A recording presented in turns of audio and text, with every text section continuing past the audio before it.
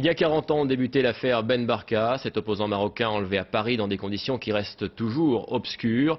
Depuis un an, le secret défense a été levé, sans révélation fracassante pour autant. Retour sur cette affaire complexe avec Hervé Guéquière et Joseph Tual. En pleine rue, en plein Paris, en plein jour. Mehdi Ben Barka est enlevé ici, face à la brasserie Lip. Il est 12h30, le 29 octobre 1965.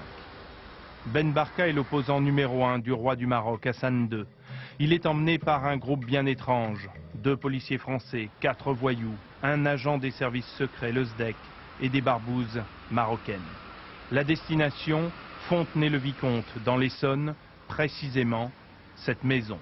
Ben Barka y est certainement frappé, torturé, puis tué, mais aucune certitude. Le dossier est classé secret défense pendant 39 ans. Surprise, à son ouverture l'an dernier, il ne révèle rien. On s'aperçoit des carences de ce service, de la manière dont les services ont travaillé. On a su, on n'a pas dit. On a su, on n'a pas fait. On l'a pas dit à nos chefs, on l'a pas dit à la DST, on n'a pas fait surveiller Ben Barka. On savait qu'il allait se passer quelque chose. On ne s'est pas préoccupé. Pourtant, à l'époque, la France est éclaboussée au plus haut niveau.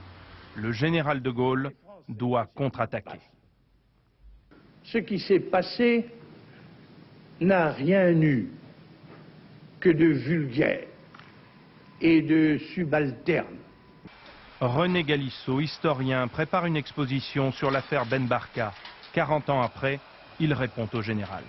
Ce n'est ni vulgaire ni subalterne, puisque ça s'est joué au niveau du ministre de l'Intérieur avec des personnalités d'État marocains et avec la participation des services français, des services du SDEC. La France n'est donc pas la seule en ligne de mire, loin s'en faut. Ben Barka était en effet le leader de la Tricontinentale, une organisation tiers-mondiste, pro-palestinienne et révolutionnaire. Ce qui explique que la CIA et le Mossad israélien ont peut-être aussi participé à son enlèvement. Mais pour beaucoup, il n'y avait qu'un seul donneur d'ordre, il était à Rabat. À l'époque, la justice marocaine veut que les grandes décisions soient prises au niveau du palais. Bien sûr, au niveau du palais, c'est au niveau du roi, ce n'est pas au niveau de tel ou tel conseiller. Toutes les pistes convergent aujourd'hui vers Hassan II et vers Oufkir, son ministre de l'Intérieur, qui a peut-être tué lui-même Ben Barka en France. Antoine Lopez, ancien agent du SDEC, lui, doit savoir. Mais il semble désormais frappé d'amnésie. Pour être honnête, je sais peut-être d'autres choses qui me reviendront, mais il faudrait que je fasse vraiment un effort de mémoire. Et aujourd'hui, je suis un peu raplapla. La clé de l'énigme Ben Barka se trouve certainement au Maroc. Son corps y est probablement enterré. D'ailleurs, un juge français se rendra une nouvelle fois à Rabat dans quelques semaines sur les traces des secrets d'Hassan II, profondément enfouis.